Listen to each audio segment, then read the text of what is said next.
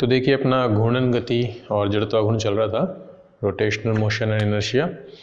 इसमें अपन सैद्धांतिक प्रश्न जो है वो कर चुके थे। ठीक है, 30 जो सवाल थे इसके सैद्धांतिक के वो अपन कर चुके हैं। अब अपन स्टार्ट कर रहे हैं इसके न्यूमेरिकल यानी आंकिक प्रश्न। तो फर्स्ट आंकिक प्रश्न देखिए, M1 व M2 द्रव्यमान की दो कारें हैं जिनकी त्रिज्या R1 व R2 है। और अच्छा, ये कारें जो हैं वो R1 और R2 त्रिज्या के वृत्त में चल रही है भाई। ठीक, इनकी चालें इस प्रकार है कि एक चक्कर को पूरा करने में समान समय लेती है यानी t समय लेती है। तो पूछ रहा है दोनों कारों का कोणीय संवेग जो है उसका अनुपात क्या होगा। तो देखिए कोणीय संवेग अपन जानते हैं L कितना होता है, mvr होता है। और अगर कोई भी कार जो है वो वृत्ताकार पथ में गति करती है तो वेग कितना हो जाएगा, इसकी परिधि बटा समय, दूरी बटा समय होता है। तो अपन को क्या निकालना है, कोणीय संवेगों का अनुपात निकालना है।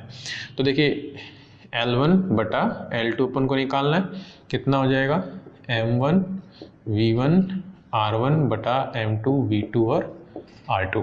ठीक है, अब देखिए यहाँ पे M1 तो M1 ही है, V को अपन लिख दिया 2 पाई R1 इंटू R1 बटा T1। ठीक है, ये कैसे लिख दिया मैंने, वेग बराबर होता है दूरी बटा समय से। तो दूरी क्या हो जाएगी, परिधि हो जाएगी बटा समय हो जाएगा। दूसरी कार के लिए कितना हो जाएगा, M2 इंटू V2 को क्या लिख देंगे 2 पाई R2 और T2 कहाँ चला जाएगा, ऊपर चला जाएगा, इंटू क्या हो गया R2। अब सवाल में आपको दे रखा है कि दोनों कारें समान समय लेती है चक्कर को पूरा करने में। तो समान समय हो गया, तो देखिए 2 पाई से 2 पाई कैंसिल हो गया और T1 से T2 कैंसिल हो जाएगा क्योंकि दोनों सेम है। तो यहाँ से अनुपात आपके पास आ गया M1 R1 square upon M2 R2 square. ठीक है, तो अपने पास जो ऑप्शन आएगा वो है D। ठीक है, तो इसका आंसर क्या हो जाएगा, D इसका आंसर हो जाएगा अपना। नेक्स्ट देखिए सेकंड क्वेश्चन है। सेकंड क्वेश्चन अपन को बोल रहा है कि दो कण हैं जिनमें से प्रत्येक का द्रव्यमान 3 kg है और एक द्रव्यमान रहित 1 मीटर लंबी छड़ के दोनों सिरों से जुड़े हैं। तो छड़ के लंबवत मध्य बिंदु से गुजरने वाले अक्ष के परितः जड़त्वाघूर्ण क्या होगा। तो देखिए जो छड़ होती है अपनी, इसका जो द्रव्यमान केंद्र होता है वो यहीं पर होता है और यहीं पर आपको क्या पूछ रहा है, जड़त्वाघूर्ण पूछ रहा है। छड़ का द्रव्यमान नगण्य माना है यानी छड़ का द्रव्यमान नहीं दे रखा अपन को, और यहाँ 3-3 kg के द्रव्यमान अपन को दे रखे हैं। ठीक है, जो छड़ है इसकी लंबाई 1 मीटर दे रखी है यानी एक जो सिरा है वो आधा मीटर दूर होगा। ठीक है, अब अपन जानते हैं जड़त्वाघूर्ण का फॉर्मूला क्या होता है, समेशन MI/RI स्क्वायर। ठीक है, आई की वैल्यू 1 से लेकर n तक जहाँ तक होता है। तो द्रव्यमान क्या देखा 3-3, तो 3 इंटू पहले पिंड के लिए दूरी कितनी हो जाएगी 1/2, स्क्वायर करोगे कितना हो जाएगा 1/4। दूसरे पिंड का द्रव्यमान भी 3 और दूरी कितनी हो गई 1/4। तो ये आ गया 3/4 प्लस 3/4 यानी 3/2 या 1.5। यूनिट इसकी होती है kg इंटू मीटर स्क्वायर। तो इसका ऑप्शन ए जो है इसका आंसर हो जाएगा। ठीक है, क्वेश्चन नंबर 3 देखिए, बोल रहा है R त्रिज्या की वृत्ताकार डिस्क है, अपने अक्ष पर ओमेगा कोणीय वेग से घूम रही है। डिस्क का अपनी अक्ष के परितः जड़त्वाघूर्ण कितना है, I है। तो जड़त्वाघूर्ण तो I दे रखा है और कोणीय वेग कितना दे रखा है, ओमेगा।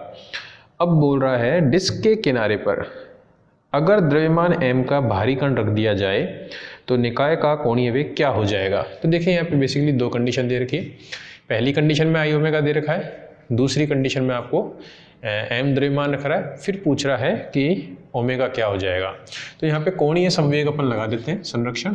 तो कोणीय संवेग क्या होता है, I ओमेगा होता है जो कांस्टेंट रहेगा, नियतांक रहेगा। तो यहाँ पर हो जाएगा I1 ओमेगा 1 बराबर क्या हो जाएगा I2 ओमेगा 2। आपसे क्या पूछ रहा है, ओमेगा 2 पूछ रहा है। तो ओमेगा 2 बराबर क्या हो जाएगा अपने पास I1 ओमेगा 1 अपॉन I2। ठीक है, तो पहली स्थिति में जड़त्वाघूर्ण कितना है I और कोणीय वेग कितना है ओमेगा। बात आती है दूसरी स्थिति की। तो देखिए दूसरी स्थिति में m द्रव्यमान का कण भी रख रहा है, तो पहले I यानी पहले वाला जो जड़त्वाघूर्ण तो वो तो रहेगा ही रहेगा। अब m द्रव्यमान का जो कण है वो बिल्कुल इसके किनारे पर रख रहा है, तो उसका जड़त्वाघूर्ण कितना हो जाएगा, mr²।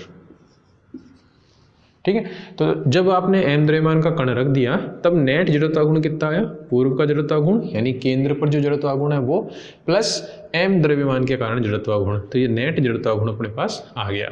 तो ये जो है नया कोणीय वेग होगा। अगर ऑप्शन की बात करें तो डी जो है इसका आंसर होगा। देखिए ऑप्शन डी में 1 + mr² दे रखा है, 1 नहीं हो I ही होगा। ठीक है, तो ये ध्यान रखिएगा। नेक्स्ट देखिए क्वेश्चन नंबर जो है 4th।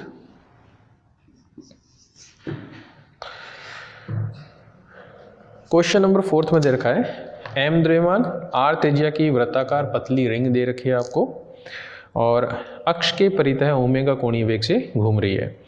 दो वस्तुएं जिनका द्रव्यमान m है विपरीत सिरों पर, व्यास के विपरीत सिरों पर रख दी जाती है, तो नेट कोणीय वेग कितना हो जाता है, ओमेगा डैश हो जाता है। तो ओमेगा डैश बाई ओमेगा का मान होगा। तो सेम सवाल है, ठीक है, बिल्कुल सेम सवाल है, इसमें कोई फर्क नहीं आना चाहिए आपको।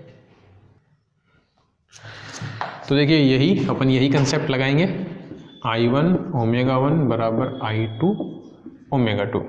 ठीक है, तो फर्स्ट मैंने जो है इसमें दे रखा है क्या, यहाँ पर दे रखा है I1 जो है वो कितना हो जाएगा, mr² हो जाएगा, तो मैंने लिख दिया इसको mr²।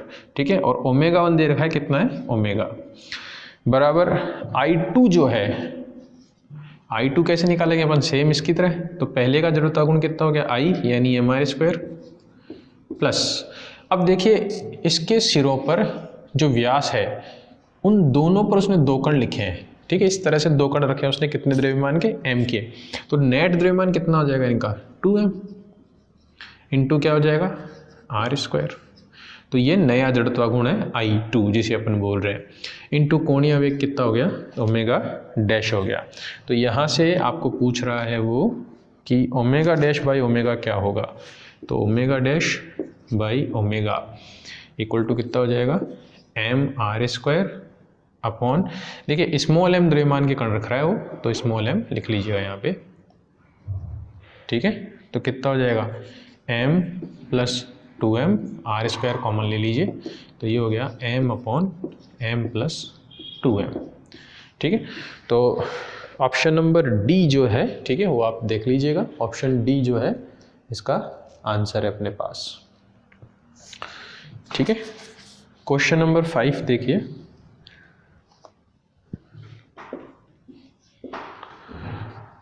क्वेश्चन नंबर 5 में बोल रहा है m द्रव्यमान r त्रिज्या का वलय ज्यामितीय अक्ष पे ओमेगा कोणीय वेग से घूम रहा है। अब दो वस्तुएं जिनमें प्रत्येक का द्रव्यमान m है वलय के व्यास के विपरीत चिपका दी जाती है, तो वलय का घूर्णन वेग क्या होगा। तो सेम सवाल है, ठीक है, आपको घूर्णन वेग पूछ रहा है यानी ओमेगा आपसे पूछ रहा है, तो दिक्कत नहीं होनी चाहिए आपको। तो वापस देखिए वही कंसेप्ट लगाया मैंने, I1 ω1 बराबर I2 ω2। ठीक है, तो I1 जो है जड़त्वाघूर्ण mr² हो जाएगा, क्योंकि m द्रव्यमान दे रखा है, त्रिज्या कितनी हो गई, r², और प्रारंभिक कोणीय वेग कितना है, ओमेगा। ठीक है, अब पूछ रहा है आपसे नया घूर्णन वेग क्या होगा जबकि विपरीत दिशा में दो द्रव्यमान, तो वापस यही केस हो गया। ठीक है, तो नया जड़त्वाघूर्ण कितना हो जाएगा, पहले वाला जड़त्वाघूर्ण mr² प्लस नया द्रव्यमान mr² इंटू ओमेगा डैश। तो ओमेगा डैश की वैल्यू क्या हो जाएगी अपने पास, m omega upon m + 2m। तो ये इसका आंसर हो जाएगा। ऑप्शन नंबर अगर मैं देखूँ इसमें तो कौन सा है अपने पास, सी। ठीक है, ऑप्शन सी जो है इसका आंसर हो जाएगा। ये आपका 5th क्वेश्चन था, एक बार आप देख लीजिएगा इसको। नेक्स्ट क्वेश्चन है अपने पास जो है 6th क्वेश्चन है। ठीक है, 5th था ये अपने पास। नेक्स्ट 6th क्वेश्चन है अपने पास। 6th क्वेश्चन है m द्रव्यमान का पिंड है, किसी अक्ष के परितः कोणीय वेग ओमेगा से घूम रहा है। ठीक है, अब बोल रहा है उस अक्ष के परितः पिंड का जड़त्व आघूर्ण क्या है? तो कोणीय संवेग हो जाएगा। देखिए कोणीय संवेग का फॉर्मूला सीधा अपन को पता है कितना होता है, आई ओमेगा होता है। तो कोणीय संवेग कितना है, आई ओमेगा है। ऑप्शन सी जो है इसका आंसर हो जाएगा। नेक्स्ट है 7वां क्वेश्चन। 7वां क्वेश्चन है m द्रव्यमान का कण है और x अक्ष के समांतर m द्रव्यमान का कण है, x अक्ष के समांतर अचर वेग से गतिशील है, तो मूल बिंदु के सापेक्ष इसका कोणीय संवेग क्या होगा? देखिए ये जो सवाल है इसके दो आंसर निकल सकते हैं। एक तो ये है कि अगर x अक्ष के लगातार समांतर चल रहा है वो, तो कोणीय संवेग बढ़ सकता है, और एक ये है कि कोणीय संवेग कांस्टेंट हो सकता है। ऐसा क्यों? अगर अपन बात करें पहले वाली कंडीशन की, ठीक है, अगर बलाघूर्ण 0 है, ठीक है, बलाघूर्ण अगर 0 है तो कोणीय संवेग में परिवर्तन की जो दर है वो 0 हो जाएगी, तो कोणीय संवेग कैसा हो जाएगा, नियतांक हो जाएगा, कांस्टेंट हो जाएगा। ये जो है इन्होंने ऑप्शन दे रखा था। देखिए जो सैद्धांतिक प्रश्न करे थे अपन ने, उस सैद्धांतिक प्रश्न का जो सवाल है कौन सा नंबर है ध्यान नहीं आ रहा, मिनट है, क्वेश्चन नंबर है सैद्धांतिक का 22वां, क्वेश्चन नंबर 22 जो है बिल्कुल सेम क्वेश्चन है सैद्धांतिक का। अगर आप देखेंगे तो उसमें आंसर दे रखा है नियत रहेगा। वो नियत इसीलिए रहा है क्योंकि वहाँ पर इन्होंने क्या माना है, बलाघूर्ण को 0 माना है। हालांकि देखिए वहाँ जो पेपर होंगे आपके एग्जाम की अगर अपन बात करें तो एग्जाम में साफ दे रखा होगा आपको कि बलाघूर्ण की अनुपस्थिति में क्या होगा। तो बलाघूर्ण की अनुपस्थिति मतलब टो बराबर क्या ले लेंगे आप, 0 लेंगे। अगर ऐसा नहीं होता है, जो सेकंड केस अपन देखें, ठीक है, तो अगर अपन को बलाघूर्ण 0 नहीं दे रखा है तो उस केस में कोणीय आघूर्ण या अपना कोणीय संवेग क्या होता है, J या L mv/r होता है। अब अगर अपन केंद्र बिंदु को 0,0 पर माने और x अक्ष के सापेक्ष कण गति करता रहेगा लगातार, तो उसकी दूरी जो है r वो बढ़ती रहेगी। r बढ़ने के कारण L भी बढ़ेगा, ठीक है। तो उस केस में आंसर क्या हो जाएगा, कोणीय संवेग बढ़ता हुआ जाएगा। तो देखिए दोनों ऑप्शन सही है इसके, बस यहाँ पर इस बुक में कंडीशन इन्होंने नहीं दी है कि बलाघूर्ण को ये 0 मान रहे हैं कि नहीं मान रहे हैं। पेपर में वहाँ पर आपको साफ साफ दे रखा होगा कि आप 0 लेंगे या नहीं लेंगे बलाघूर्ण को, ठीक है। तो इसमें कन्फ्यूजन नहीं होना चाहिए आपको। तो ये ऑप्शन क्वेश्चन नंबर आपको कौन सा था, 7th था। अब देखते हैं क्वेश्चन नंबर 8। क्वेश्चन नंबर 8 जो है आपका, इसमें r वेक्टर आपको दे रखा है 7i cap plus 3j cap plus k cap, और f आपको दे रखा है -3i cap plus j cap plus 5k cap, और आपसे पूछ रहा है बलाघूर्ण क्या होगा। तो देखिए टो बराबर होता है r क्रॉस f, ठीक है।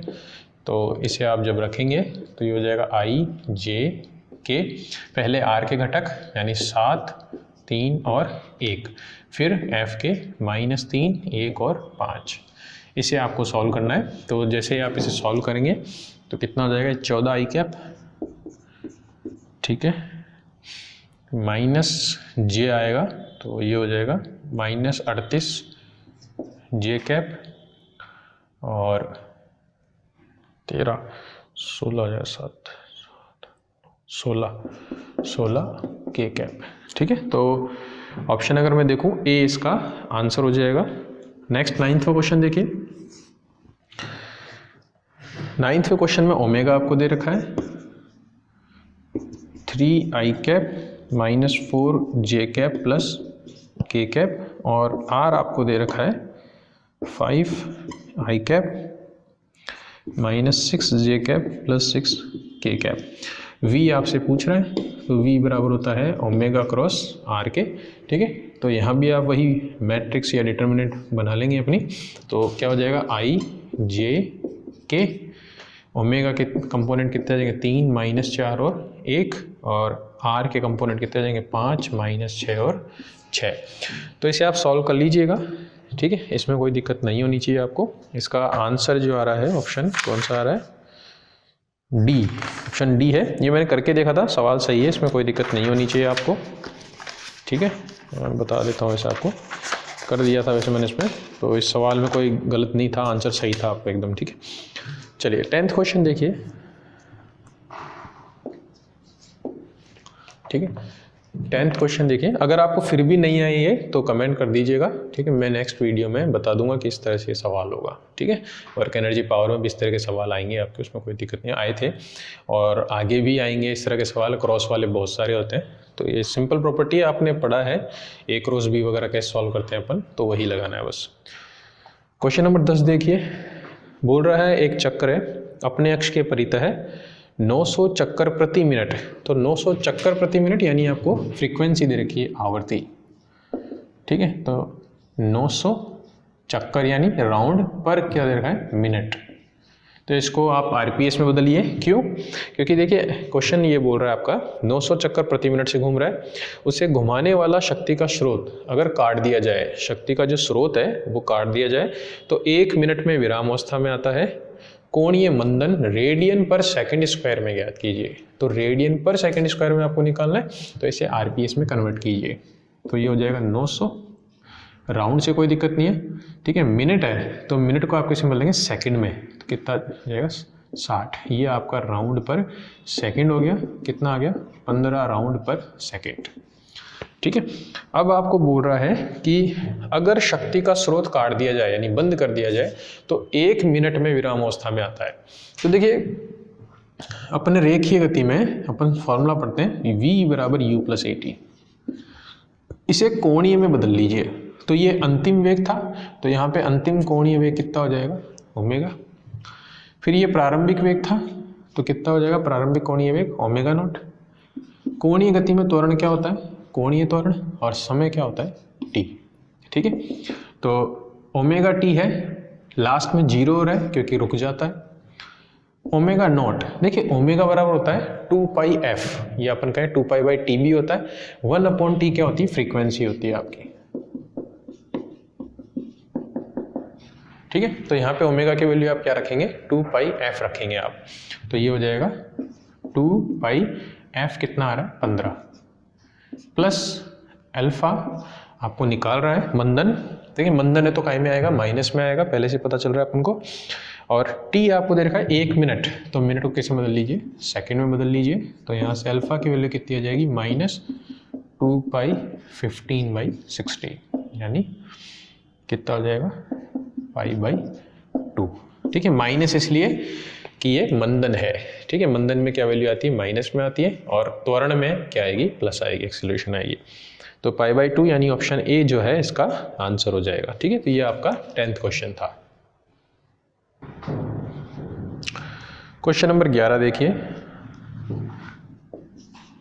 बोल रहा है 2 वृत्तीय वलय है, ठीक है, और इनके द्रव्यमानों का अनुपात 1/2 है, यानी m1/m2 ले सकते हैं आप, कितना है 1/2 है। बोल रहा है व्यासों का अनुपात 2/1 है, तो व्यासों का अनुपात कितना हो गया, 2/1 है। और अपन जानते हैं त्रिज्या का दुगना क्या होता है, व्यास होता है, यानी 2r1/2r2, यानी 2 से 2 कैंसिल हो जाएगा, तो क्या आ जाएगा r1/r2। तो जो व्यासों का अनुपात होता है वही त्रिज्या का अनुपात भी होगा, ठीक है। तो ये कितना आ गया अपने पास, 2/1 है। बोल रहा है जड़त्व आघूर्णों का अनुपात क्या होगा। तो देखिए जड़त्व आघूर्ण हो गया I1/I2, क्या फॉर्मूला होता है, mr²। तो m1/m2 कितना दे रखा है, 1/2, और r1/r2 कितना दे रखा है, 2/1 का, यानी ये आ जाएगी वैल्यू।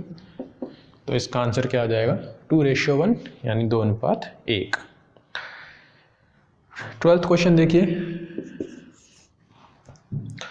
12th क्वेश्चन मैंने थ्योरी में डायरेक्ट बता रखा है आपको, और इसका फॉर्मूला भी लिखा रखा है सीधा, ठीक है। आप चाहें तो यहाँ सॉल्व कर सकते हैं। वैसे मैंने जो कार्य ऊर्जा शक्ति है उसमें भी करवाए थे इस तरह क्वेश्चन, और आपके जो न्यूटन बल है, बल गति की जिसे अपन बोलते हैं, उसमें मैंने पूरा बताया था कि रोकने में कितना समय लगता है, चलने में कितना समय लगता है, तो वो सारा मैंने बताया हुआ है, ठीक है।